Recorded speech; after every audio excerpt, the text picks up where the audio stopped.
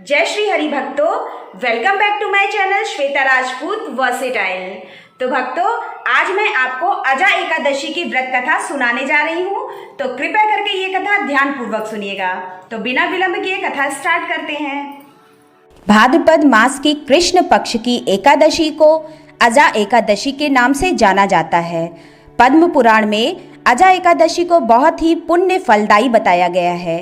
इस एकादशी का महत्व इसलिए भी अधिक बढ़ जाता है क्योंकि ये जन्माष्टमी से 4 दिन बाद आती है। पद्म पुराण के अनुसार अजा एकादशी का व्रत रखने से व्यक्ति के जीवन में सुख समृद्धि का वास होता है। साथ ही इस दिन व्रत रखने से व्यक्ति के जीवन में सुख समृद्धि और मोक्ष की प्राप्ति होती है। साथ ही व्यक्ति के सभी पापों से मुक्ति मिलती है। मान्यता ये भी है कि इस व्रत को करने से अश्वमेध यज्ञ के समान शुभ फल प्राप्त होता है।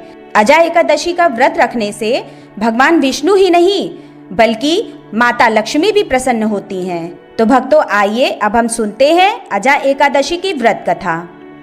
कथा के अनुसार अर्जुन ने कहा, हे पुंडरीकाक्ष, मैंने श्रावण शुक्ल एकादशी अर्थात श्रावण पुत्रदा एकादशी का सविस्तार वर्णन सुना। अब आप कृपा करके मुझे भाद्रपद माह के कृष्ण पक्ष की एकादशी के विषय में भी बतलाइए। इस एकादशी का क्या नाम है तथा इसके व्रत का क्या विधान है? इसका व्रत करने से किस फल की प्राप्ति होती है? श्री कृष्ण ने कहा, हे कुंती पुत्र, भाद्रपद माह के कृष्ण पक्ष की एकादशी को अजा एकादशी कहते हैं। इसका व्रत करने से सभी पाप नष्ट हो जाते हैं। इस लोक और परलोक में मदद करने वाली इस एकादशी व्रत के समान संसार में दूसरा कोई व्रत नहीं है। अब ध्यान पूर्वक इस एकादशी का महात्म्य श्रवण करो। पौराणिक काल में भगवान श्री राम के वंश में अयोध्या नगरी में एक चक्रवर्ती राजा हरिश्चंद्र नाम के एक राजा हुए थे। राजा अपनी सत्यनिष्ठा और ईमानदारी के लिए प्रसिद्ध थे। एक बार देवताओं ने इनकी परीक्षा लेने की योजना बनाई। राजा ने स्वप्न में देखा कि ऋषि विश्वामित्र को उन्होंने अपना राजपाट दान कर दिया है। सुबह विश्वामित्र वास्तव में उनके द्वार पर आकर कहने लगे, तुमने स्वप्न में मुझे अपना राज्य दान कर दिया। राजा ने सत्यनिष्ठ व्रत का पालन करते हुए संपूर्ण राज्य विश्वामित्र को सौंप दिया।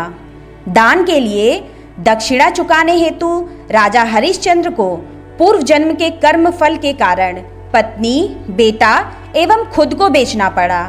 हरिश्चंद्र को एक डोम ने खरीद लिया जो शमशान भूमि में लोगों के दाह संस्कार का काम करवाता था।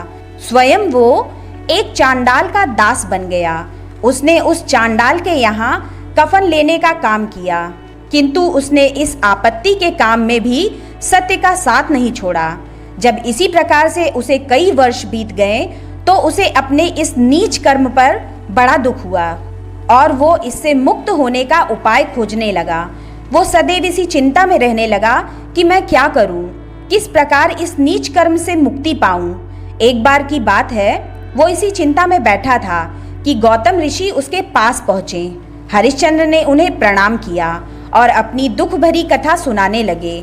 राजा हरिश्चंद्र की दुख भरी कहानी सुनकर महर्षि गौतम भी अत्यंत दुखी हुए और उन्होंने राजा से कहा, हे राजन, भादो माह के कृष्ण पक्ष की एकादशी का नाम अजा है। तुम उस एकादशी का विधान पूर्वक व्रत करो तथा रात्रि को जागरण करो। इससे तुम्हारे सभी पाप नष्ट हो जाएंगे। महर्षि गौतम इतना कहकर आलोप हो गए। अजा नाम की एकादशी आने पर राजा हरिश्चंद्र ने महर्षि के कहे अनुसार विधान पूर्वक उपवास तथा रात्रि जागरण किया। इस व्रत के प्रभाव से राजा के सभी पाप नष्ट हो गए। उस समय स्वर्ग में नगाड़े बजने लगे तथा पुष्पों की वर्षा होने लगी। उन्होंने अपने सामने ब्रह्मा, विष्णु, महेश तथा देवेंद्र आदि देवताओं को खड़ा पाया।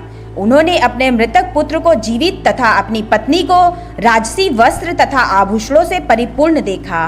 व्रत के प्रभाव से राजा को पुनः अपने राज्य की प्राप्ति हुई।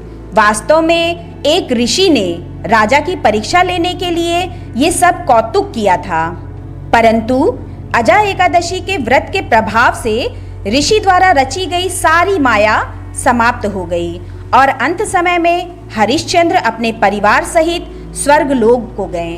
हे राजन, ये सब अजा एकादशी के व्रत का प्रभाव था।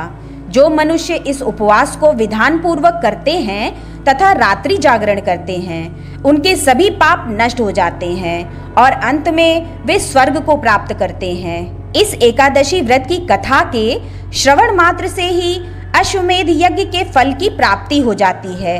जय श्री हरि, जय माता लक्ष्मी। मेरी कथा अगर पसंद आए तो मेरे चैनल को सब्सक्राइब कर लें और बेल आइकन प्रेस करना बिल्कुल ना भूलें, जिससे मेरे आगे आने वाली लेटेस्ट वीडियो की नोटिफिकेशन आपको तत्काल मिल सके।